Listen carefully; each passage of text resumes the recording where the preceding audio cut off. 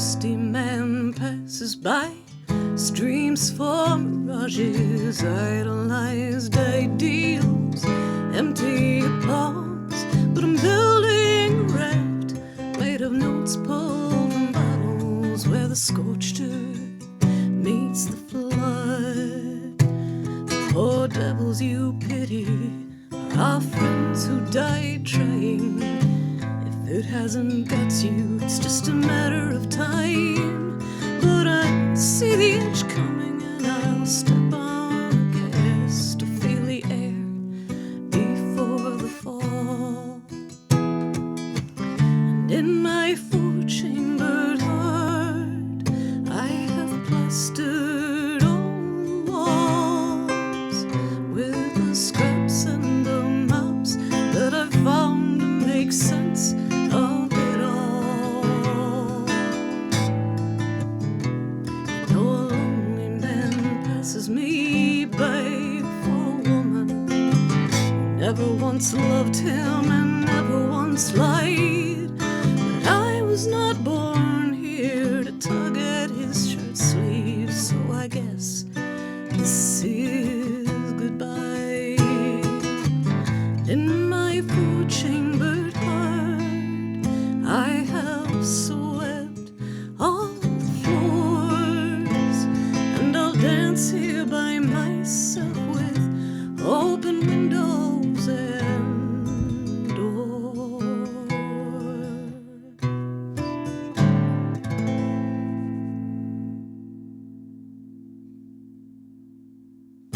Beautiful. Scorched Earth in the Flood. Yeah, give me a breakdown on that. Both songs were very well written, so I can't wait to talk about the songwriting process, but let's just get a breakdown on it. Sure. Scorched Earth and the Flood is the first single on the new record, The Death of Cool, and the sort of the whole overarching thing of the record itself is to kind of poke fun at the way we perceive the world, to poke fun at the way different movements over time have perceived, especially arts movements. Explain. So in this case, this is about looking for stardom, right? Those kinds of artists who get into music for the wrong reasons. They want to get famous, they want to get rich, they're not really doing it for the right reasons. They're not connecting with anybody, Right. or if they are, it's in this sort of really shallow way. It's Gotcha. superficial. And so they'll pass by, like the first line of the song is, a thirsty man passes by streams for mirages. It's like you've got the real thing right in front of you. You've got this really genuine, really beautiful thing, but you'd rather pass that by. You have talent. You have this ability to connect with people, but Wow, that's beautiful. you're choosing this more commercial or this more For some artificial flavor. You got the soul food right here. Right, Right. exactly. Right. Yeah. Yeah. No sweat on Taco Bell, but you got got a the mom and real pops. Yeah, Yeah. exactly. Welcome to the Gulf Coast. Welcome to the Gulf Coast. Welcome to the Gulf Coast. Welcome, guys, to the Gulf Coast Music Podcast. Today's new wave, Daphne Parker Powell, Hello, hello. and her lovely husband. Mike Kloss. Yes, sir. Yeah, it's great to have you guys come in here from New Orleans. And Having us. yes, new projects on the way. Absolutely. The Death of Cool is going to be here on May 22nd. Nice. Yeah. Nice. Yeah, let's break some stuff down first. Let's talk about the breast cancer. Okay. So there's elements of it that surpass just the sickness. It's also the music in the music realm. Let's dive into what you were telling me earlier about the collaboration you've got. Let's break it down. Yeah, for sure. Mike and I got married back in 2024. We just had our second anniversary, although we've been together a lot longer than that. And just like a couple of months after the wedding, we were planning on all these parties and traveling and stuff. I got my diagnosis. Wow. Bilateral breast cancer. They ended up finding 6 cancers in total. And so we just launched right into a crazy a couple of years there of treatments, multiple surgeries and chemo and radiation and all that kind of stuff. And it's been a wild adventure, but all through it, we've been able to continue working. We made this album. We brought in a lot of great collaborators, and it's been a huge healing journey just to be able to stay focused on music, and in spite of all of the other stuff we've had to deal with. Yeah, it's incredible. Let's talk about the collaborators that you brought in. Yeah, so on this album, we have Jimbo Mathis from the Squirrel Nut Zippers produced it, of course. Jimbo's been just a huge hero of mine ever since the 90s. I remember going to the movie theater as a teenager and seeing the movie The Mask with Jim Carrey in it. And the band that plays in the cabaret in that film is the Royal Crown Review. And I always told myself, even as a teenager, man, if I ever have a band, I want them to be like those guys. I want them to be like the Royal Crown Review. And what stuck out about the Royal Crown Review? Oh, they were just fun. The horns, like the way that they could go all the way down to like that soft jazz to this really, really danceable, boisterous, wonderful thing. And sure enough, you're fast forward to 2025, and I'm friends with a lot of the Zippers because New Orleans is just filled with those guys playing on Frenchman Street. And and we ended up collaborating with some of them and connecting with Jimbo. He agreed to make this record with us, and he brought us over to Mike Napolitano's studio. Nice. Mike is another huge hero. I was a big Blind Melon fan as a teenager, too. He just got a New Orleans name, doesn't he? Oh, he does. Yeah. Napolitano. Yeah, he does. Yeah. And he grew up there, too. Yeah. But he has a studio down in town. Sounds like a muffalata, sorry. It does. Now I'm hungry. Yeah. But he's produced for all kinds of cool people in New Orleans and beyond. Afghan Wigs, and of course he's married to Ani DeFranco, who's one of my songwriting heroes. He's made a bunch of her records as well. The Afghan Wigs are really cool. I love Demon in Profile, and they've got some great songs. But yeah, sorry to cut you off. That Maroney studio is fantastic. Yeah, there's a lot of great places in town, but we had a great time with Mike. Wonderful to work with him, and he's smart and he's been at it so long. He was able to be like, nah, not that one. Let's keep going. And be able to kind of help judge how we actually got this wonderful sound on this record as well. Yeah. And then we have great bandmates. Of course, we use some of the Squirrel Nut Zippers on the project as well. We use two of the folks from Preservation Hall Jazz Band on the record. Wendell Brunius, who's their musical director, and Caroline Brunius, his wife, plays clarinet. Yeah. On Scorched Earth, that first song that I did. And what do you mean by the death of cool? Giving up any pretension. Yeah. The death of cool. Making music for the right reason? Yeah. Yeah. It's a nod obviously to Miles Davis and Birth of the Cool. Right? Okay. But the idea there is like what we're trying to do now is kind of strip away all the pretense. Right, and get back to like authentic storytelling, get back to being humans with each other. Sweet. We live in such a digital time now that it's hard to connect. For sure. At the level that we used to when I was growing up and picking on the porch, like that vibe you just said. Like, just sit around. And hanging out. Mm-hmm. Now everything's got to be perfect to the ear online, you know? Yeah, to the point it sounds like a machine. And yes. And I think all art that I've kind of seen, like I love the old NBA pictures. They kind of have that vintage orange warm aesthetic look. He's the basketball guy. Oh yeah, yeah. like pictures of Dr. J or MJ. You know, it's now it's just like they made it to where it looks like reality perfectly, but it's like we already have reality. You know, like this is kind of is a good escape. You know, even what the filming looks like on footage of an old game. It's not quite like sepia, but there is like orange is a great way to put it. It's just like fog of age. Fog of age, yeah. Over it. Yeah, man, it's good to have something that's unique, you know, and it's like you make it perfect, and then once it gets perfect, it's like it becomes depressing because you realize it's not actually worth it. You know? Mm-hmm. We didn't even use a click track when we recorded this album. We just That's amazing. Everything from the gut. Yeah, that's really Jimbo's philosophy. He's very from the hip, very how it feels. Wants to be natural. Yeah. And you can really hear the Jimbo, and I think it's also a big difference between that and this and Daphne's previous albums, where a lot of the people she's worked with as producers and engineers are much more on the not overly perfectionist, but definitely much more on the modern polished side, whereas Jimbo was really bringing Yeah. the classic rawness. Yeah. And sorry to say it again, that just if you guys could speak. Oh, yeah. I want to get everything you're saying. Sure. Right? Yeah. I love the photos on the CD cover. Is this going to be the album cover? It is. Yeah, absolutely. So the photo that you see there on the right-hand panel, but if you open it up, that photo on the right-hand side there, that was taken by a photographer named Steve Rapport. Steve's fantastic. He took one of Van Morrison's album covers as a photo that Steve took. He's taken pictures of Bowie and Annie Lennox and the Eurythmics. He's taken photos of Queen, Tom Waits, of course, my personal favorite, and the Clash, and just tons of amazing people over decades of work in the industry. And he moved from the UK to New Orleans not too long ago, probably about the same time we did. Yeah. And when we found out that he was in town, we were like, oh, we've got to work with Steve. This will be so fun. For sure. And when I pitched the concept to him, he was like, oh, yes, let's do that. And so he took the photos. Then I brought that set of photographs to an illustrator named Will Schaff. And he did the color grading? He did the color, yeah, which is an actual painting. I have it on my wall at home. Yeah.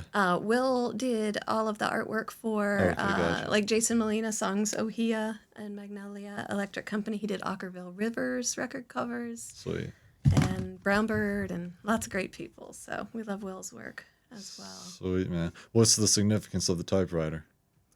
Again, going back to that organic, natural way of expressing yourself. Yeah. Oh, I'm sure this is going to sound great on vinyl. You know, it's got that authentic feel to it. Mm-hmm. How deep is the band? How many people?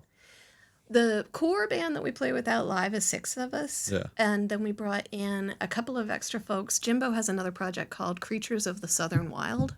Nice. And so he's got a guitar player from Muscle Shoals. Old school guy named Kirk Bowie Russell, who came in and just wailed electric guitar on this. Like, dirty, swampy, hill country, like good guitar player. That's what's great about music, man. Everybody's got their specialty, and once you're able to activate that in the right context. Exactly. And Kirk's just a joy to be around, too. Yeah. Guitar solos tend to be the thing that you take the most time getting in the studio. And Kirk just went in there and ripped it in one take. I've never seen anything like it in my life. Wow. Just amazing. Shout out Kirk. Yeah. The band on the album is also sort of how to say, it's parts both of our live band that we play with around New Orleans and parts of Jimbo's bands. The Zippers and so I play bass on half the tracks. John Caveen, who plays with Jimbo in the Zippers and in Creatures of the Southern Wild, plays on some of the other ones. Our regular drummer, Sam Colgate, plays on some of the tracks, but Jimbo also himself plays drums on a few of them. So it's this really, and then just a smattering of New Orleans cats in and out on the horns. Yeah, we've got Brent Rose on saxophone. He's in just every band in town. He's wonderful. And Charlie Halloran plays trombone on it. He plays with a band called the Tropicals. Yeah. He leads that band. And then, of course, the Preservation Hall folks joined us as well. Sweet, man. In Mobile, we don't talk about change. We work for it. At Dexter's Boxing Gym, this is where confidence is built, punch by punch. No gimmicks, no excuses, just real training for real people. This January, we're offering a new membership plan designed to help you stay strong and stay consistent. New year, new me. Mobile's home for boxing. Dexter's.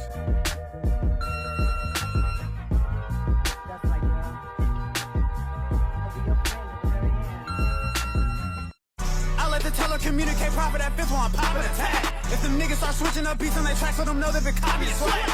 I got some habits that came from that 1 or 2 section, I copy my dad. Burberry season, I'm getting it, especially Brennan, I really start fucking with blast. Me and my niggas the best in the region, no competition, been a fact. The influence been reaching the depths of the youth, and some niggas not owning they master. If it's with a body, I clapper. With a vector, your brother is Casper. You gon' fake his emotion with laughter. Hit your back with the top of a dagger. Off an 8 and an 8 and I stagger. Off an Addy, Bruce Wayne and a rapper. Wally Wesley gon' beat up his feet when he see me. I tell the little boy to run fast. All I hear. Right. This one's Do I Want a Warm Body or Do I Want the Truth?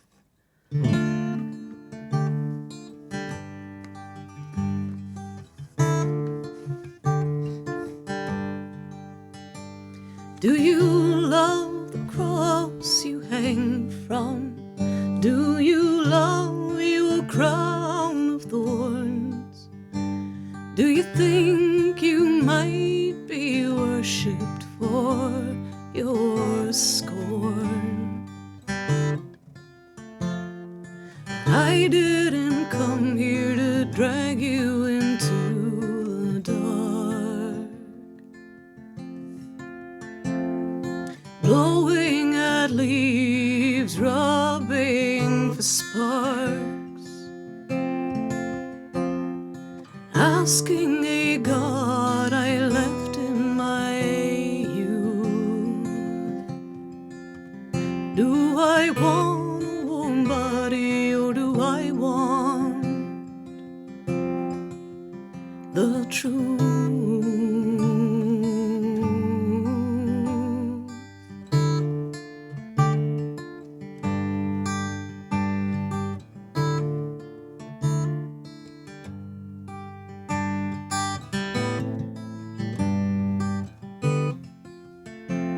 Do you love the ground you walk on? Do your feet not touch the earth? Did you glue some wings together to prove your worth? I didn't come here to drag you into the dark, blowing at leaves, rubbing for sparks, asking a God I left in my youth. Do I want a warm body or do I want the truth?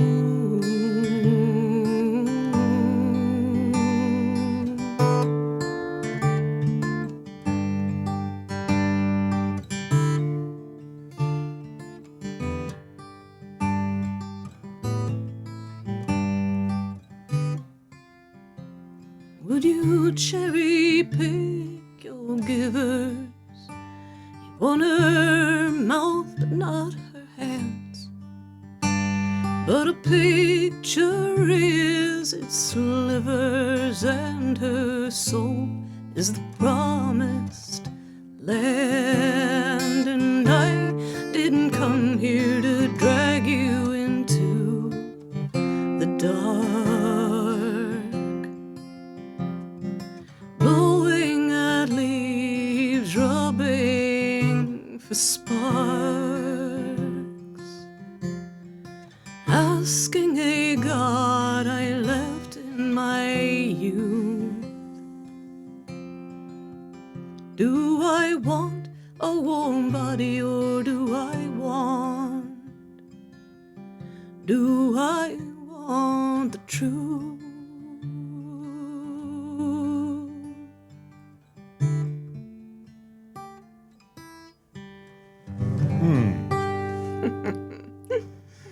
That's good stuff. Do I want a warm body or do I want the truth? That one is about growing out of what we have learned as children, for example. Like I use the word leaving a God I left in, or, God I left in my youth. And that God, I think in the case of this song, is the naivety. It's leaving behind a sense that everything else will be okay, that everything will be taken care of for me, instead of the now thing, that you grow into as an adult, where you realize that no one's coming to save you. You have to save you. and be responsible for your actions. And you have to fix your life. You have to take responsibility for your own path through the world. That's definitely applicable. I just graduated college. I was lucky enough to go to college, and the college is such a safety net. But the real world wall that you finally hit afterwards, like you're saying, is the first thing you realize is that it's no trampoline anymore. Yeah, it's up to you. The way that you play the guitar, it's I feel like I'm sitting on a patio and just kind of like listening to the bells kind of ring and chime. It's a beautiful sound, and the way you're kind of picking at the guitar. And I know that you usually go with a band, but it's cool to hear it in this version. The way that the words like sit before the guitar picks up again. Do you notice that as well? Do you write intentionally like that? I do. It's like the words kind of float to a point where the guitar stops and then the guitar catches them again. It was a great sound. Oh, thanks so much. Yeah, I mean, I always write the poetry first. Gotcha. I'm surprised in a way that I ever even became a musician because I was always a poet. I was always a writer first. Do you ever write picked up the haikus? guitar. Sure, some. Yeah. More storytelling is my vibe, but And what's your structure like in writing poetry? it goes all over the place. I Yeah. don't really adhere to like an ode or a sonnet or any kind of form like Gotcha. that. I just kind of like shape things as they seem Cool. to come to me. And so a lot of my songs won't have choruses, or Right. they'll have a completely different chorus than the previous one, or Sure. so they kind of, the words themselves tell me what it needs to be. That's amazing. then What's Move the music around the words. Yeah. Have you found that your poetry exercises have developed over time? Like you've grown as a poet obviously in maturity, but in like a unique way. Have you found your style shift? Yeah, I have over the years. When you can only write about what you know. Right. And when you're young, you think you know a lot of things, but you don't actually know as many things as you think you That know. naivety, right? that warm body. Nobody.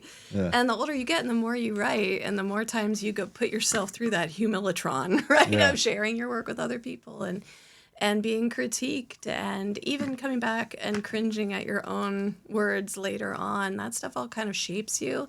And then sometimes you come back to your work and you're like, wow, that was really locked into something important there, and you kind of test and play with it over years and years and years, and it refines and it softens, like the railing that a lot of hands have gone over, like with time it softens and it becomes really smooth and oiled, and Yeah. it's like that. It's like the railing was always there, right? I Right. can always grab onto it and it will always be safe, but maybe it wasn't always so soft. Gotcha. It wasn't always so well oiled. So smooth. Yeah. Music feeds the soul, but food feeds the future. Right here on the Gulf Coast, thousands of families don't know where their next meal is coming from. Feeding the Gulf Coast is changing that tune, one meal at a time. Imagine this. For every $1, you can provide up to 5 meals. That's like turning a quiet solo into a full-blown jam session of hope for someone in need. Let's turn the volume up on kindness and down on hunger. Visit feedingthegulfcoast.org to donate today, because together we can make sure no one goes hungry on or off the stage. Feeding the Gulf Coast, because every community deserves an encore. Whoa, whoa, whoa, don't let the dogs out. The City of Mobile Animal Shelter has many loving pets ready for a nice home.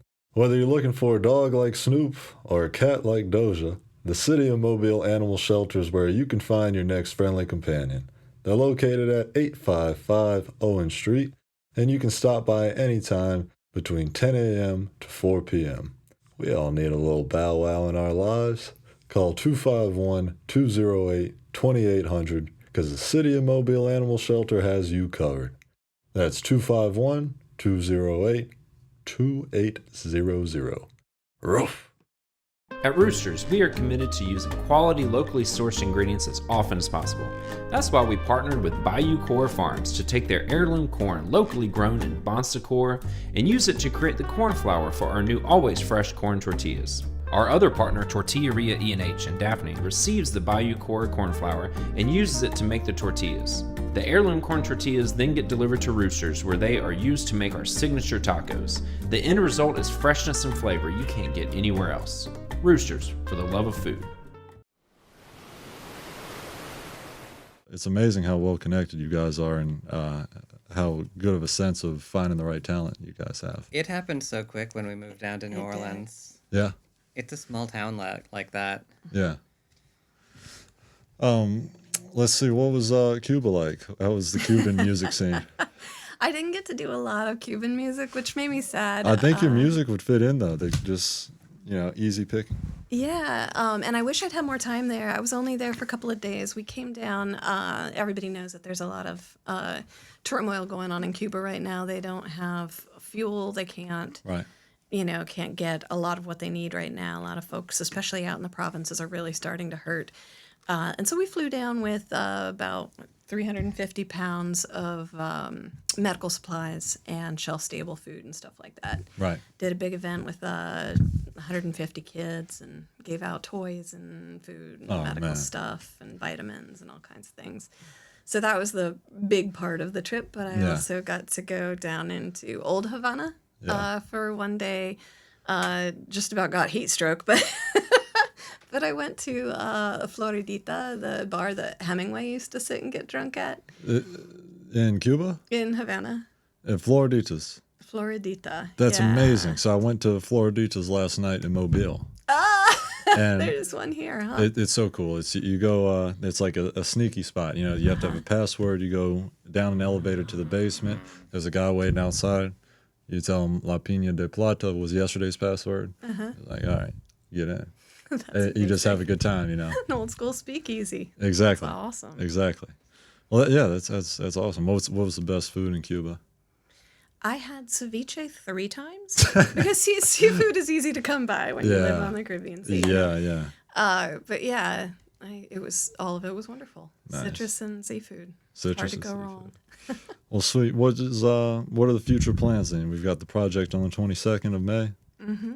Absolutely. So 2 of the singles have already come out. Scorched Earth, which I played at the beginning, is out, and another song called Speak No Evil just came out last week. Yeah. We're going around. We're talking to as many folks as we can, wonderful people like you, about the record.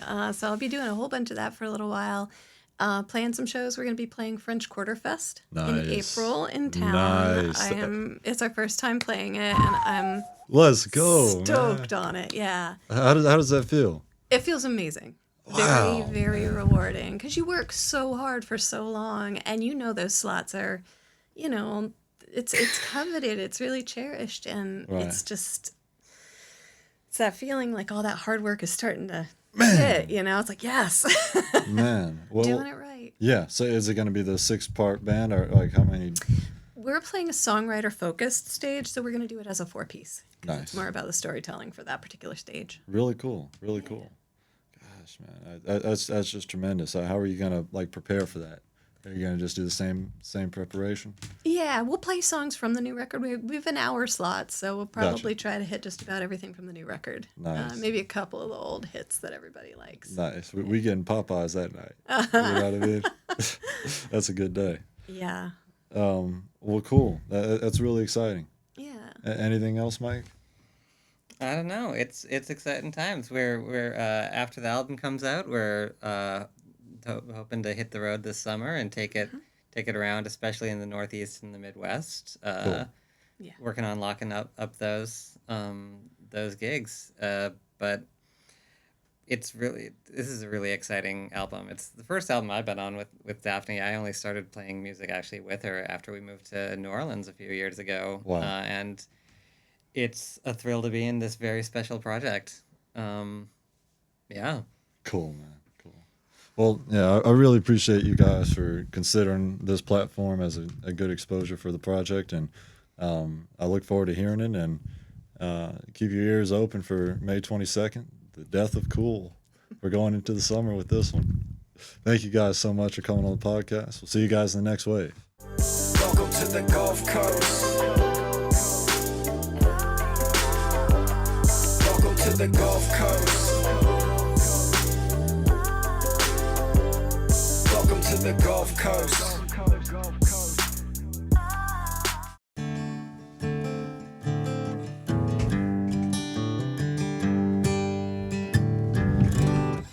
Beautiful instrument. It is, isn't it? Show is. It is a 1961 Gibson Hummingbird. It once belonged to Bobby Newirth. Anybody that saw the Dylan documentaries or anything about Bob Dylan, basically, from the 1960s knows about Bob Newirth, wonderful songwriter who hung out with Dylan around that Greenwich Village scene in New York. And Bobby was one of the co-writers of Mercedes-Benz. Yeah. And introduced Christopherson to Janis Joplin. So had it not been for Bobby Newirth, we might not have me and Bobby McGee in our stable of records we have at home. Yeah, that guitar is the greatest third wheel instrument there ever was. Yeah, right? What's how many guitars do you have? I only have a couple. I've never been one of those big collector kind of people. So how did you get your hands on this one? A lot of waiting, a lot of patience. Yeah. I've been shopping for a hummingbird for a very, very, very long time, and I just couldn't bring myself to spend the money. I just couldn't do it. And then when I got through all of my cancer treatment, I was like, okay, now's the time. I'm just going to do it. I deserve this. I have earned this. And I popped open Reverb on my phone, and there she was. Wow. Like, calling, like, come, wow. take me home. Yeah. I belong to you now. Yeah. And so It was not a mirage. it was not a mirage. It was the real thing. It was like it was meant to be. And so we put a bid in and we got it, and here she is. Incredible. Incredible. Yeah, I'm sure Bobby Newirth would be proud with the songwriting that you've developed. I that means a lot to me. Thank you. Yeah. Do you record with that guitar in the studio? I did. I was able to put this on one song on the new record. Sweet. Yeah, on Do I Want a Warm Body, actually. Nice. Yeah. Nice. Well, yeah. Thank you for that. It's a lovely guitar. I love the design on the side with the birds, Isn't that gorgeous? hummingbird. And it's got some wear on it. Oh, that's a for cool design, Sure, man. it has been through the ringer. It's antique. Yeah, Yeah. yeah, it is. But if you think about who's played this, you know, Right. Chris Christopherson, Bob Dylan, Bobby Right. Newirth, all those guys probably played this guitar. This was sitting around. Right. What They happens set in it the halfway in its case and then closed the case and punched a hole in it. what happens in the green room Green room. happens in the green room. Exactly. Yeah. Yeah. Yeah.